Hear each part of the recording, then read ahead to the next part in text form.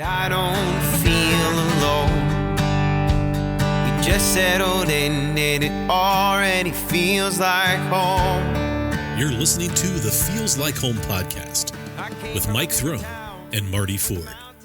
Hey guys, it's Marty and welcome to the Feels Like Home podcast. This week we met with Trent Fannin, owner of Rost and partner in the Fort Collective here in downtown Chillicothe. And we went through his story of how he and his wife Hillary and his family made it to Chillicothe, and how their heart for community is what brought them here through some friends, and what a beautiful business they've turned that into. And so we explore that with Trent and talk about his coffee journey and how he has translated that into other people's coffee journeys. So, but Rost and the Fort Collective is so much more than coffee, and we discovered that today. So we hope you enjoy this conversation with Trent Fannin at Rost Coffee. Yes, ladies and gentlemen, the number one guest that we've ever had, because he brought us Cubanos and coffee, Trent Fannin from Rost Coffee. Man. Yeah, man. So number one. Sounds controversial already. We had to wait till, episode 20 to get free gifts, but we got it. Season finale. The season finale. That's right. Absolutely. Episode Next 20. season on Feels Like Home. Yeah. That's great stuff. Yeah, that's good. Well, hey, tell everybody who you are and how you stumbled in here and so on. So, yeah, my name is Trent Fannin. I own Rost Coffee and am a partner and co-founder of the Fort Collective here in Chillicothe. But anybody who's ever been there knows how cool of a space that is. Yeah. The Fort Collective. My kids come home from college and the first place they usually go is there because they love the environment and the atmosphere. So yeah, it's a cool space. I love hearing that. Yeah, for sure. Well, especially because this is kind of something I really wanted to talk to you about, because I feel like I read an interview with you, I think, where it said that you, or maybe your wife said this, but she was talking about you, his wife Hillary, I guess I should say that. Yeah. That you look at coffee as a vehicle to dream and a way to connect community. And so you've got to be very, very proud of the way that you've come to Chillicothe and you've created that space here. Yeah, I'm definitely, humbled, proud. At times I'm like, especially, coming out of a year like we just came out with COVID and launching the new space right before that, I'm kind of like, pinching myself like, oh my gosh, this is really real and this is really working. It's trending in the right direction. And when the gambles pay off, it's like, it's just humbling, because there's a lot of responsibility as things grow, and my family's grown simultaneously through all of that. And so, it's come with a lot of pressure, but I signed up for it, obviously. So, I mean, I don't mean that in a bad way. I like that for sure, but it's humbling, and it's awesome to feel like like me and my family, we have a fingerprint on, the growth that's happening here in this community for sure. So. Yeah, and I mean, to kind of take a step back, I mean, the Fort Collective is where Rost Coffee is, but it's also a collection of 3 retail spaces and some co-office space. Explain a little bit about the vision there, and I know you've got partners in that vision. So, yeah, that so I've been in the coffee business for quite a while, and I was part of a group in Columbus years ago, and I, running the cafe day to day in downtown Columbus and this was probably 2007, 2008, 2009 range. And, it was kind of right simultaneously about the time that co-working spaces were starting to surface. WeWork was probably one of the first places to really hit big time, and obviously that was in New York City. And that was very. I remember when that happened because a guy that I knew from the shop that I was a part of in Columbus was friends with or an acquaintance with the founder of WeWork, and I got to hear some of his story, and I remember hearing about co-working spaces, then, and thinking like, this is such a weird like, I've never even heard that term before, you know. He was also the first guy that ever kind of mentioned the word Bitcoin or cryptocurrency to me also. And needless to say, he's sitting nice and pretty right now. But, but I remember just thinking to myself, like, dude, what are you talking about? You know? And, but simultaneously in that time, as that shop began to grow, you know, every single day that the place was completely packed with people on their laptop. And I started realizing, like, these guys that are here on their MacBooks aren't just Facebooking, but they're running real startups, or they just started a tech company, or they work for a tech company, or they're doing something that is generating revenue for themselves personally from this coffee shop. And like I said, simultaneously, you know, the co-working space concept started building around the country. And actually the first, I'm pretty sure the first co-working space in Columbus started right about that time across the street, kind of in a back alley from that shop. And it was called the Sandbox.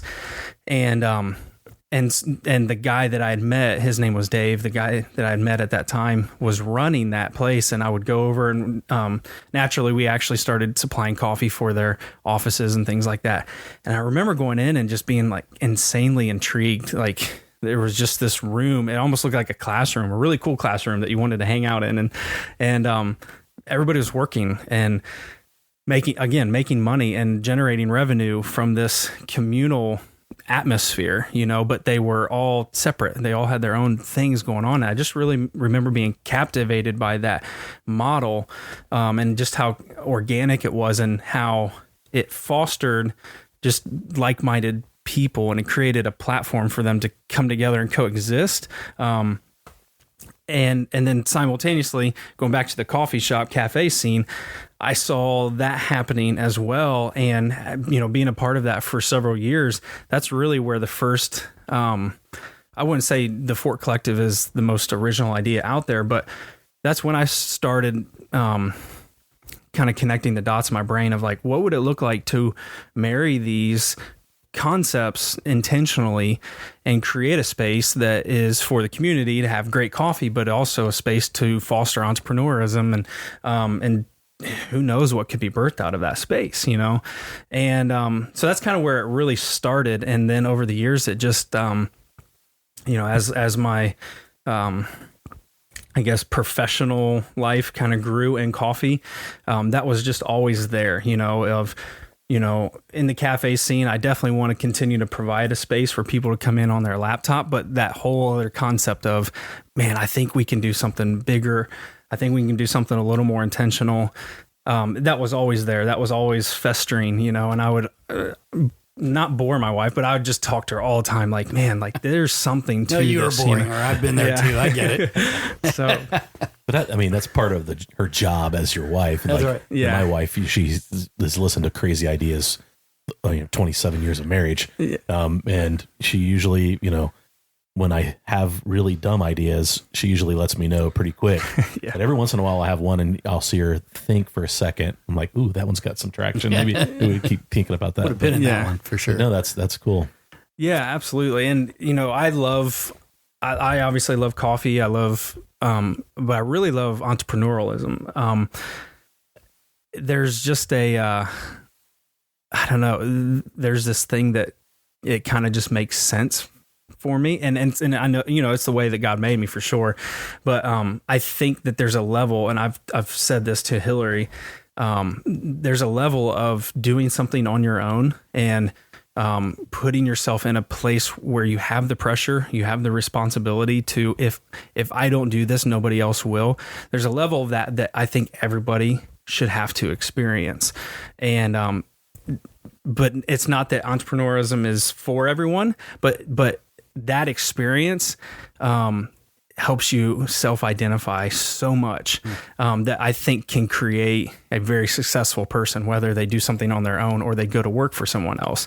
And so that's why I really like, kind of that concept, you know, and I've always told my wife, like, I really want to put our kids in at a young age, as young of an age as possible, in a place to where they get that early on. If they can learn some of those lessons at 12, 13, 14, 15 years old that I did at 25, 30 years old, how much more will that set them ahead for life, you know? And really identifying, like, I'm not a good manager, or I am a really great manager, or I hate accounting and I hate math, but I'm really great at marketing, like, and just kind of identifying those strengths and those weaknesses, and maybe saving some time and some money down the road as an adult, a young adult, So what do you see your strengths as an entrepreneur and as a business owner?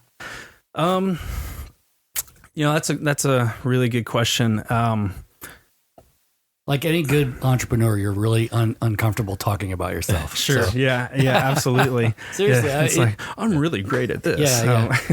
I would say, honestly, I'm not, I wouldn't necessarily say I'm great at a lot of things, but one thing I feel like I'm really good at is just not giving up and persevering. Yeah. And if you don't have that, that's the main common denominator. I think if you sat down with anybody who has their own venture, I feel like, and they've succeeded, that's the one common denominator that you'll find. Because when you start off to do something on your own, you will be given 1 million plus reasons to give up and to walk away, but there's that one reason that you can keep going. And if you can stay focused on that and have that perseverance type quality of, I think I can do this, that's the one thing I feel like I really the good Lord just ingrained deep down inside of me. I don't give up. And that it's kind of, it goes back to a conviction thing. It's not necessarily, I'm not going to give up on a bad idea. I know when to throw in the towel on certain things for sure. But when I feel a strong conviction, or I feel, I'm definitely a visionary. If I see it in my head, I'll go for it until I achieve it, until it looks like the way it's supposed to look like, and so I would say that's probably one of the biggest strengths I've had, and that has kind of surfaced over the years for sure. So is there a specific instance that you could state, like early on, hey, this was a big challenge to me. This was even maybe a make or break moment for, maybe it wasn't Roast Coffee then, maybe it was when you had just started to get the ideas, but something that you could point to that you're like, yeah, I really had to persevere through that, and tell us what happened there. Yeah, absolutely. There's definitely a couple scenarios that even play, inside of the venture of Roast. But one that really probably would hit most home, because I actually, a lot of people know I started Roast Coffee in 2013 in Columbus, primarily as a wholesale company. So I left another partnership and started roasting and doing kind of roasting and consulting and helping and training other coffee shops, supplying their coffee and things like that. And then it was in 2016 when we opened in our storefront in Chillicothe. But to answer that question, I feel there was a scenario where we had broken ground on the Fort Collective and the new location in, I think it was early 2019. And late 2018, our lease had ended in our retail store where we currently were. And in the name of, hey, we're building a new location, I kind of worked out a deal with our landlord at the time, like, hey, can we stay month to month? I'll pay a little bit more, but we're building a new location and it should be done before a year. So we had kind of made an agreement, and basically we entered the summer of 2019, and actually the building was probably, I would say, about half done. So July of 2019, actually July 24th, 25th, 26th, my fourth daughter was born on July 24th, and July 26th, we brought her home from the hospital. And the day we brought her home from the hospital, we arrived to an eviction notice from our landlord to move out of for the business, not our home. Right. And I'm like, what's this all about? This is like one of the happiest days of my life. I'm bringing my fourth child home from the hospital, and here's this letter in the mail. And I'm like, what's going on?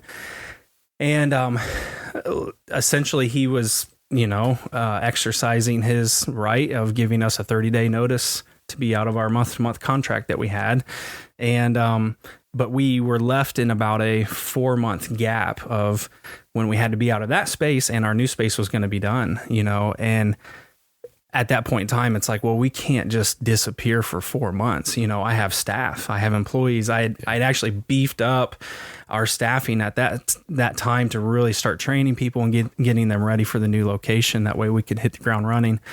And that just hit us, that was a hook out of nowhere type thing. Like, what do we do with this, And so that was one of those times where, that perseverance type mentality kicked in, and sat down with Hillary one night and we're like, we have to do something about this. We can do something about this. We just got to let the emotions calm down for a little bit and think through this. Yeah, exactly. There is a solution start here. Troubleshooting. Yeah. And with enough coffee, there is a solution. And so really crazy long story short, our good buddy Jamie Sharp, who owns Rivers Bend Bike Shop, coincidentally enough, right before I took on the investor and did the new build of the Fort Collective, I was actually in the process of purchasing the old Linden building where Rivers Bend is right now.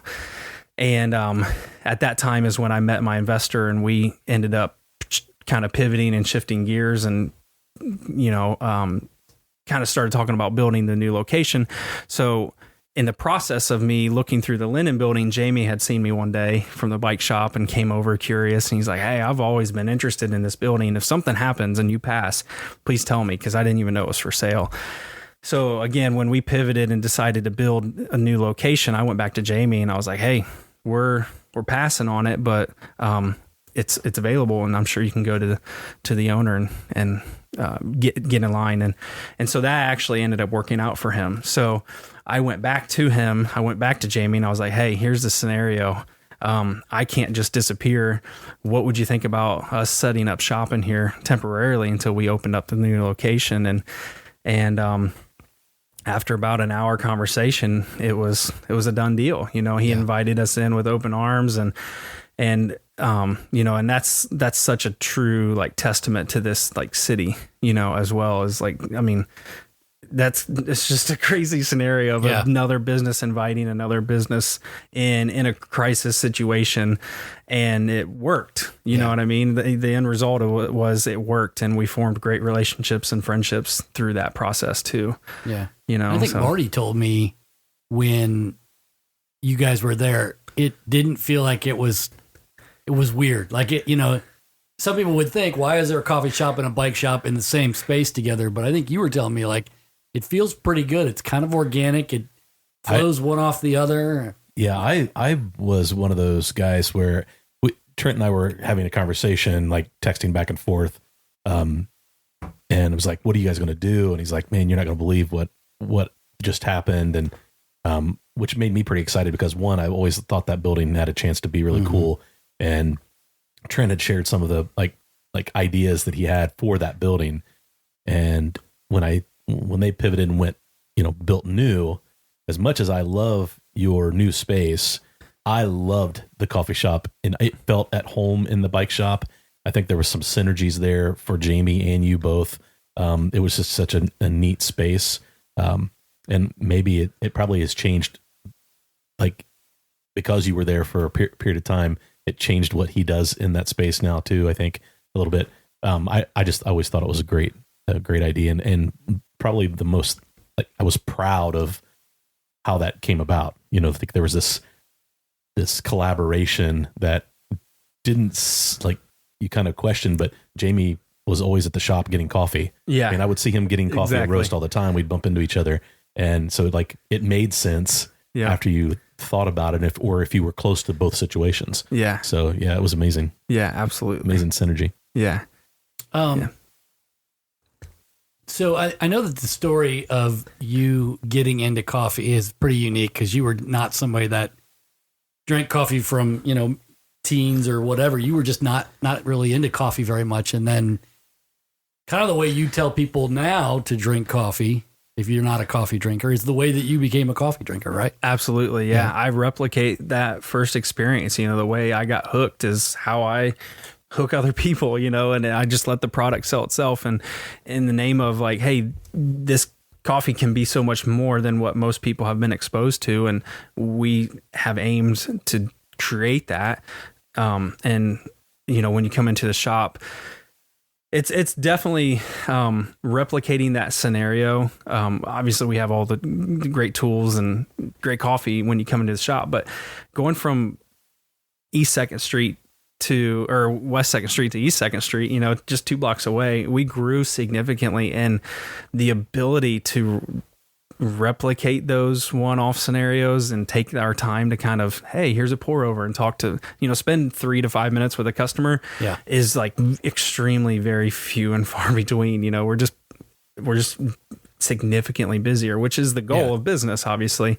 And so that's kind of one thing I'm always talking with my staff of, like, how can we keep the core and the heart of what we do here, which is part of the fun of business as well, but, I remember, my first memory of coffee is going to McDonald's and it was McDonald's, not McDonald's, with my grandpa when I was a kid, and getting pancakes on Saturday mornings. And I remember going home, he would drive us home, me and my siblings home, and I would hug him goodbye, and I would smell the coffee breath on his breath, and I'm like, oh, like, how do you do that, Grandpa? Like, it was so bad. And so that was kind of coffee for me all the way into my early 20s, into college. And that's when I had that experience. I met a guy who he was doing a little pop-up. He owned a store in Columbus, but we were at a gallery hop in the Short North with some friends, and he had a little pop-up on the side of the street and was making pour-overs for people. And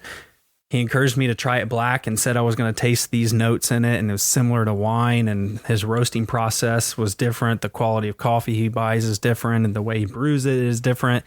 And because of that, I'm going to experience something unique. And I remember thinking to myself, like, what kind of drugs are you on, man? Like, it's just coffee, dude, relax, And I very vividly remember that coffee, and it just, like, it changed it. That was a game changer for me, for sure. Right. I'm like, I almost kind of like felt betrayed. Like, where has this been my entire life? Like, how have I not known about this? And so that definitely started the passion of, like, I want more of this. It was not a business idea, and didn't kind of click at that moment, for sure. And so it was definitely years down the road where I started home roasting, started getting equipment at home, and really just started experimenting and trying to replicate that experience I had for myself on a consistent basis. And in that process, naturally friends and family would be around, and I would want to share that with them.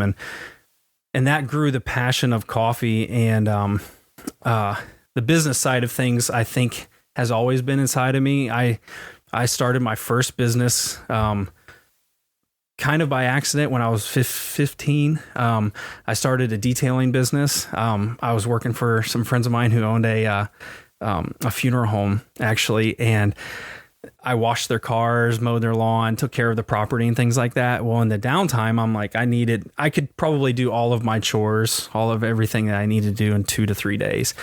And in the downtime, I'm like, man, I want to make more money, but I didn't want to go get another job because I also played sports and things like that. So I wanted to stay flexible, So I created these flyers and I was right in the heart of downtown where I grew up. And I worked out a deal with the folks who own the funeral home. And I'm like, hey, in the downtime, can I detail people's car and give you guys like a cut for the utilities and water? And they let me. And so I took these flyers and took them around to banks and lawyers and all the businesses downtown. And I said, hey, if you park your car and leave the keys in it, in the middle of the day, I'll have your car cleaned by the end of the day, and you can just pay me. And so that was kind of like my first start of my first business. And it's funny because at that time I was doing it because I needed a way to make more money, and I needed it to be convenient to my schedule, to football and basketball and all that stuff. You know what I mean? Yeah. But little did I know what was really happening. And, so years later, it's like, I think that business thing was inside of me, and with coffee and then, falling in love with Chillicothe, because we're not from here, obviously, originally. All of those three just really kind of made good ingredients for launching what we did here, for sure.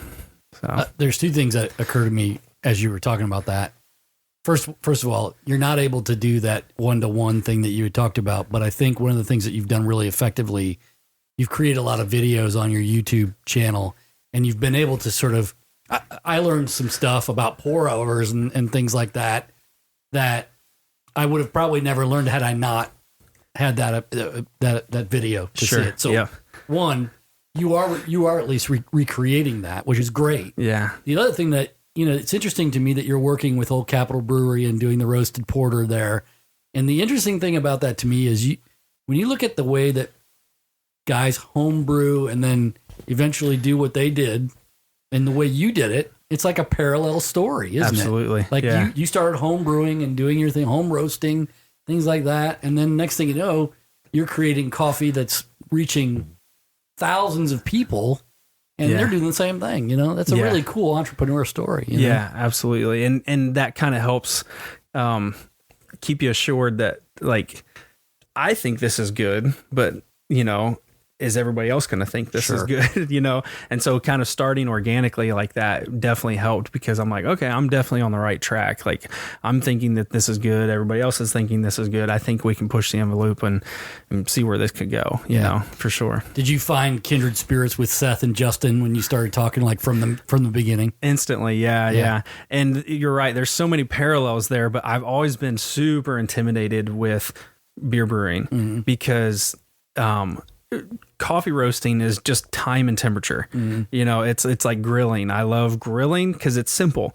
There's not a lot of science involved. It's just time, how you control this product over the heating element, And now there's some artistic forms inside of there, but at its core, that's what it is. But beer is like a whole nother thing, and it's always been very intimidating to me, and I've always wanted to learn. And so when I met those guys, I definitely had a lot of questions, and we spent a lot of time just talking about the parallels, and just there was a lot of synergy there for sure. Naturally, obviously we're in the same community, but the passions are definitely kind of side by side for sure. So, and I think it came through in the product, what they did was awesome. And how I roasted, the specific coffee that we provided for them was specific for that. And actually, I think we're going to be kind of partnering together here soon to do a new one too. Awesome. So, That's great to hear. Yeah. So, you're in Columbus, and give me the progression that ends you up in Chillicothe. That's a loaded story, but I guess that's kind of why we're here, right? So I met my wife, Hillary, in 2010 range, and she had a good childhood friend that married a guy from Chillicothe. And so when her and I started dating, it was kind of like one of those things of, hey, I have this friend and I want you to meet her husband, and they live in Chillicothe. And, at that time I'm like, you guys know how it is. Don't leave me hanging dry here on this. But like when your wife says, hey, I want you to meet my friend, you're like, okay, I guess so, not to throw you under the bus, but no, it's all good. But no, it was one of those things. And I'm like, just kind of reluctantly like, yeah, we'll make time to go meet your friends at some point. And so long story short, we made time to come down, and we drove down to Chillicothe. And I had actually never been to Chillicothe. I'd driven through on different trips and things like that. And, but we drove down and we met them for dinner one night, and, instantly it was like, Chris, his name was Chris, and I just, it was like, is that scene out of Step Brothers. It was like, did we just become best friends? We just instantly hit it off, and so we became super close, and obviously naturally my wife and, Danielle were close, they grown up together and stuff. So, it kind of became one of those things where it's like, hey, let's meet up for dinner again sometime soon. We'll come up to Columbus, and you guys come down to Chillicothe next time. And then right about that time, I was actually, I was doing a lot at that time. I was playing, professional arena indoor football, and I was youth pastoring a church. Marion Blue Racers, right? Yeah. Okay. And, so there was a kind of a lot happening, but, I had actually was in a transition period of resigning from that church. And when I'd resigned that very next Sunday, I told Hillary, I was like, hey, let's go down and visit Chris and Danielle, because they were actually worship leaders at a church down here in Chillicothe. And we did. And that that kind of became this thing. It's like, hey, we had fun. This was pre-kids too, so it was a lot easier, we went out to eat and grabbed lunch afterwards, and it was just kind of a different routine for me coming from youth pastoring and, having a loaded Sunday to now this is an easy Sunday and we can hang out with friends and go out to, lunch afterwards. So we did it the next week, and then the next week, and then the next week after that. And we quickly found ourselves like falling in love with this community. We got you. Yeah. And it was very early on that, we started obviously naturally meeting a lot more people down here, and Chris and Danielle were starting to have conversations of like, you guys should just move down to Chillicothe. And we're like, no, and there's no way. Columbus is home. We love Chillicothe, but Columbus is home. And then in 2013, we started Rost. And when we did that, we were still coming down to Chillicothe frequently. And, our conversations went from like, do you think we would ever move to Chillicothe to now we actually have a reason why we could maybe move to Chillicothe and do something with what we have, and because that was kind of the question before that. I was like, well, if we moved to Chillicothe, what would we do? Because I was, like I said, I was part of another coffee business at that time up in Columbus. So we kind of found ourselves every time we would come down just having that conversation, and started driving the downtown, and there was a lot of storefronts that were vacated, and a lot of the scenery was very different than it is now. Absolutely. And I remember, and this is probably a gift that the Lord has given me as well. But like, I remember driving around and hearing different things from, even friends locally, and be like, oh yeah, there's nothing in downtown. You got to go up to Bridge Street, and downtown's desolate, and this and that. And not that they were negative about their community, but they were just stating the obvious reality. Yeah. But to me, I'm just like, yeah, but like, this building is incredible, and this storefront is awesome, and this street is freaking awesome. There's so much potential here, and I just kind of over time started getting frustrated. Like, there's so much potential here, and that's kind of how our conversation started. Again, as we started Rost, it was like, hey, we have the resources and the know-how to do something that is very community driven, something that very naturally, organically draws a community in. We've seen the effects of that in a bigger city, but I think in a smaller community like Chillicothe, it could be amplified, and again, the persevere side of me, and that experience that I had years prior, all of those things kind of collectively led to this scenario where my wife was like, why wouldn't we do it? If the right space and the right time and things like that happen, why wouldn't we do it? And so it was we would look at storefronts from time to time over the course of a couple of years, and just nothing ever fit. Nothing. If it was the right space, it wasn't the right time in our life. We started having kids, and then kind of vice versa. If it seemed right in our life, we couldn't find the right space. And then the stars just kind of aligned, in late 2015. I was down here visiting a friend, and I happened to, it was shortly after I think Totem had opened in the fall of 2015, maybe. And I happened to kind of turn left there on 2nd Street, was just driving around town, and I saw this little storefront right next to this new store called Totem that had just opened up. I'm like, what's this? And got out and checked the store out, and it was incredible. I'm like, where did this come from? Like, this is on point. This is new. This is trendy. This is cool. It's done really, really well. And there was a space right there next to it, and there was a for rent sign. And I called the guy, and I was like, hey, I'm on my way out of town, but I'm really kind of interested in, checking the space out. And he's like, well, I live right down the street. I can be right there. I'm like, all right, yeah, come on down. And again, this was like 2-3 days before Christmas, I think. And he came down to show me the space, and in like 15 minutes we had actually made a deal. And I basically verbally committed to taking on that store. And I leave, and I call my wife, and I'm like, hey, so we're opening up a store in Chillicothe. And she's like, what? I'm like, yeah, you heard me. She's and rather than kind of like, what are you thinking? It was like, are you serious? Like, She was we're really excited. doing this? Yeah. And I'm like, yeah, I found a space. And I told her the story and she's like, this is awesome. This is incredible, you know? And so we actually formally signed the lease on like January 2nd, and we opened up in February 5th, I believe, of 2016. Yeah. So That was an exciting time for my kids because immediately you open and my daughter Maddie is like, Dad, you need to go check this place out. And I didn't drink coffee. So like, I'm like, why would I go? I don't drink coffee. So why would I go? And finally they would draw me in. We'd go like after work on Fridays. Okay. Jen would come home from work and I would come home from work, and we would meet up with Maddie there, and I would get cocoa. Yeah. I would get hot chocolate. Yeah. Yeah.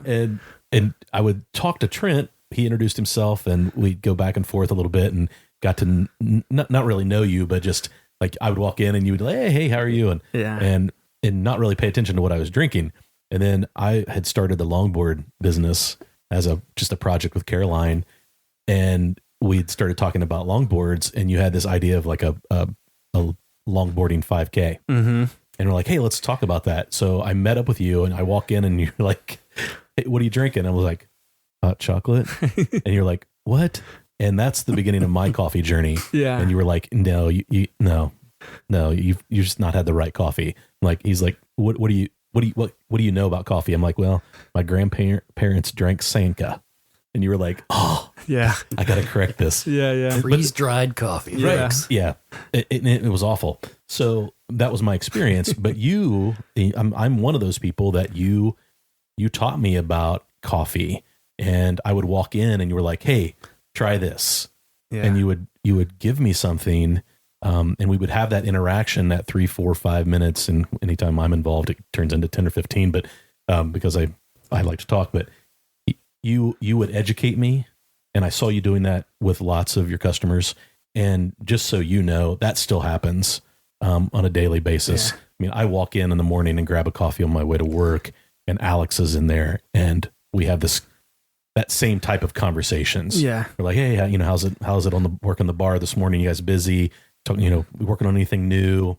And we have those conversations. And I think you're doing a great job of continuing what started my coffee journey.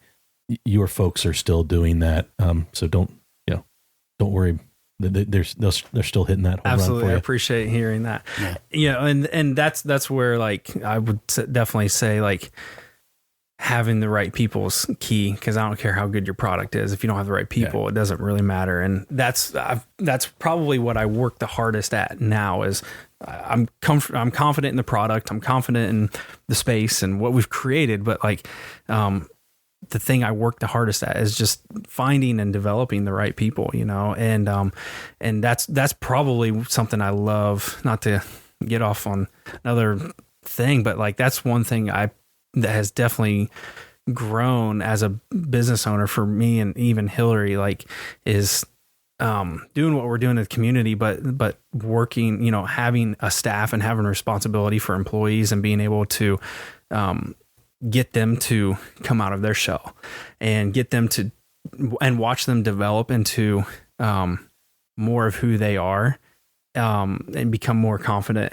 And I mean, that I love that probably more than a lot of things, it's a lot of fun for sure. So For me, the kick is I go in the morning and I see 10 people I know. yeah, It's hard to get to the counter because of that. yeah, But that's my problem, and that's a problem that you probably love me having, because you want me to get to the counter. I'm not saying that, but the community that's built there is really neat. yeah, And I think, when you take Marty's crazy crokinole people and they're in there, Right. and On everybody else, I mean, like, and I see people meeting there at the big table and things like that. That's exactly what you want. yeah, You absolutely. see small groups, Bible studies, Yeah.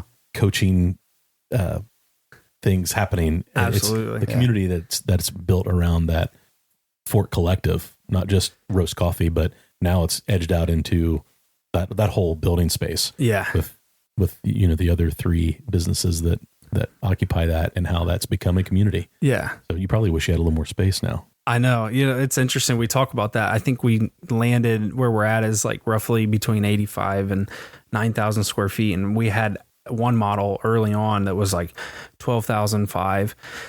And we ended up dialing that back in the name of more parking space, and which is cool because I'm glad we did that, because we definitely need the parking space. I mean, there's very few times you can find a spot there, which again, kind of, I'll pull in sometimes. I'm like, oh my gosh, like this is real. Yeah. This is crazy.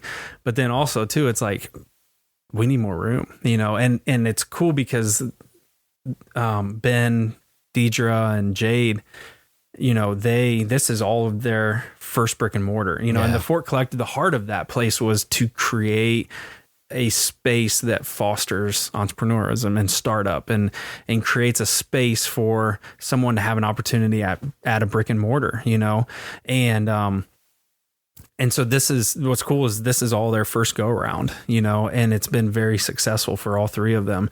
And it's cool because the intentionality was everybody can play off of everybody, and so that narrative is awesome. And they're at that tension point where I think most of them are at that tension point of like, we could stand to grow and get more space, but at the same time, it's like part of the success of what we're doing is, the traffic there and how it is a magnet for community, and that's really hard to kind of relinquish and give up to. Well, and it's right in your name, the collective. And I think they're seeing success as a collective, right? Yeah. It's kind of own little community ecosystem inside of the community, right. Which is really cool. So you talked about being a visionary earlier. So what kind of things are you visioning now that you feel like are going to manifest themselves? Like you talked a little bit about collaborating with OCB again and what they're doing with the beer, but like what else are you looking at that you think will sustain your business and keep your creative energies going? Yeah. I've got some ideas, I'm definitely not short on those. And that's kind of the number one thing that is on our conversation at the dinner table right now between myself and Hillary and even the kids. Our oldest is 8, and we're kind of, again, because I'm not short on ideas, it's like, first of all, our faith plays a major role in this of like, Lord, what do you really want us to do next? What do you, what's our next focus without, shifting gears from what we're doing? How do we sustain this? And how do we do the next thing? Cause we do feel like there are next things. And then that we intentionally sit down with our kids and like, what do you guys love about life right now? And what do you love about Chillicothe? And what do you love about the coffee shop? What do you love about how much daddy works? What do you love about, and we ask them these questions, and they tell us too. And so that is, that's kind of the current topic of conversation right now with inside our family is like, we have a phenomenal staff right now. And I feel like we're really, really close to we've experienced unbelievable growth this year coming out of COVID.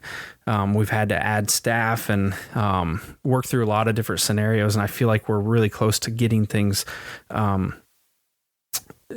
set to where we've got key people in place where they can keep things going, and we can, logistically have the time and energy to shift our thinking and gears towards something else. And so we have other ideas. I definitely have some things here locally that I would love to kind of start building some momentum on. But also too, one of the biggest things that I'm thinking about is I'm constantly having other cities come and say, hey, we want Roast, or we love the Fort Collective business model. We would love to have this, somewhere else. And I have a lot of developer friends and a lot of different people that I'm still connected to in Columbus, and opportunities in Columbus have not been short. But to be honest, like, that desire, I kind of, there's a part of me that's like, I would love to maybe have something in Columbus again someday. But like, if we could replicate something like what we're doing now and what we've done here in Chillicothe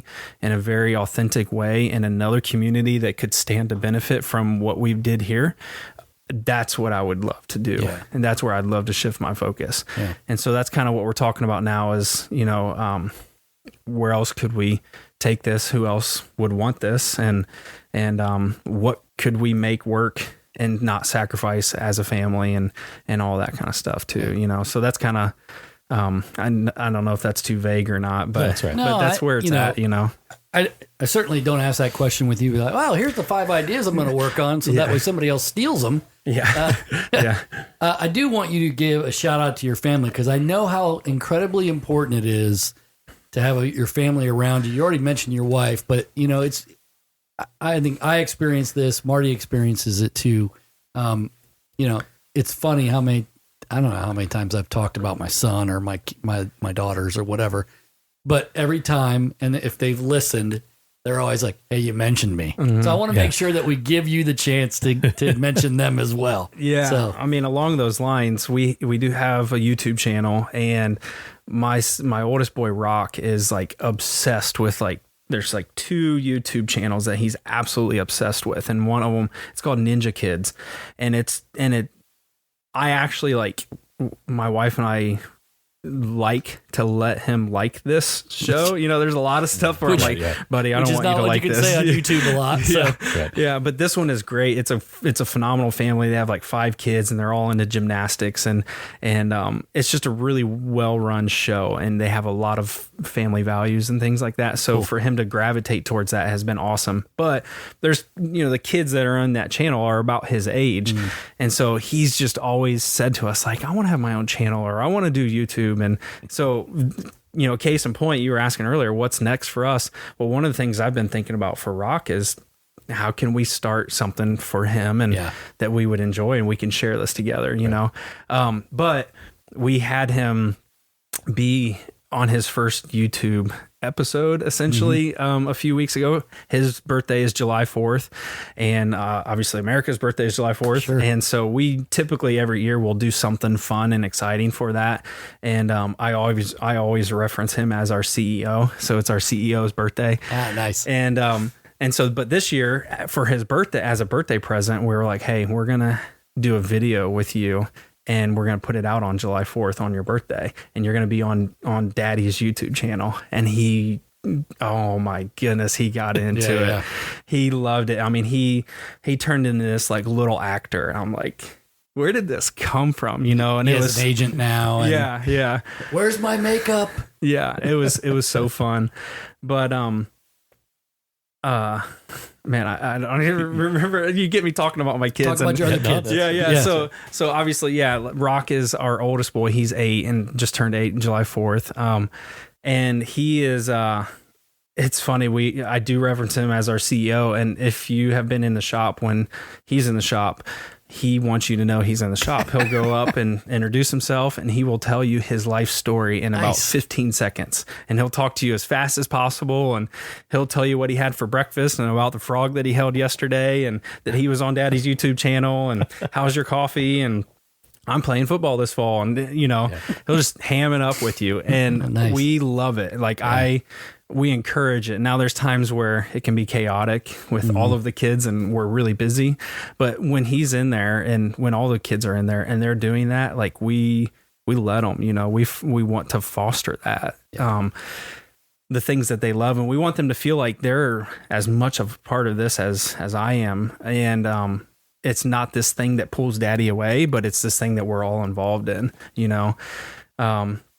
Then Kensington is, she just turned 6, and she is, I call her Hillary Jr., my wife, and she's spunky, man. That's probably the best word I could use to describe her. She is just spunky and very full of life, and she's into gymnastics, and she's a handful. She's kind of a tornado of emotions in life right now. So it's exciting, but she is awesome and very up for any kind of adventure. All of our kids are, for sure.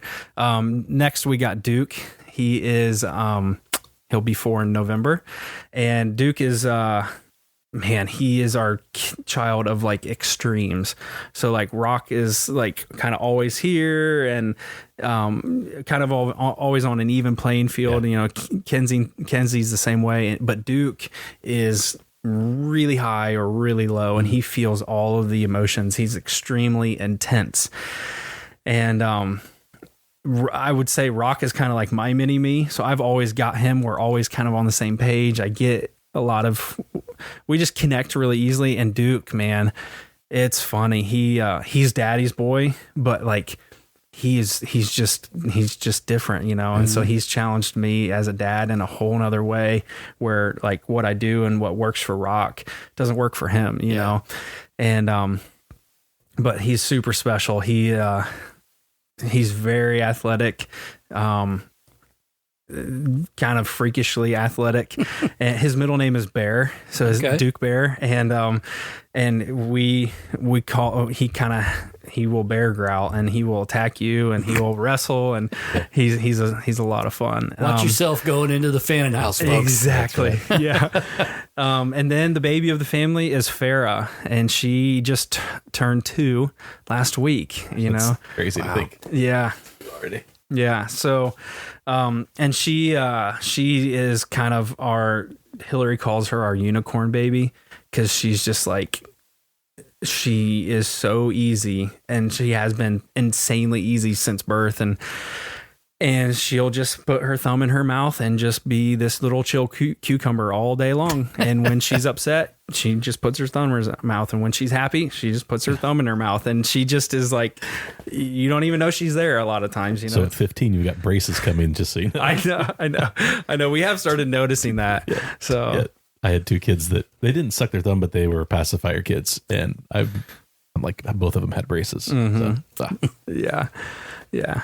Well, dude, your family's awesome. What you've managed to create here has been awesome. Keep doing what you're doing because it's working. I mean, it has been just fun to watch you go from your little storefront, move down the street, and really just blossom as an entrepreneur. It's been really cool to see. And I can't wait to see what's next. You know, I think obviously taking care of 4 kids, I have 5 myself, so I get it. Yep. You know, that's a job into itself, but I love that you've integrated all of that together to be an entrepreneurial type of family, which is really cool. Yeah. And we're just super happy that you were on tonight. And man, thank you for everything. I'm honored, honestly. I love what you guys are doing. And, you know, we moved here for the community and to help lend a hand in building the community. And I mean, this podcast is awesome, man, because it's a digital way where this can be listened to in Europe right now. You know what I mean? Or wherever. And that's cool that this day and age we can build Chillicothe this way. And I'm honored to be a part of it, and me and my family, you know.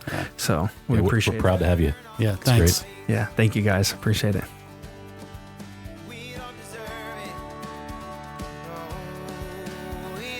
You've been listening to the Feels Like Home podcast with Mike Throne and Marty Ford. But I don't feel alone. We just settled in and it already feels like home. Feels like home. Feels like home.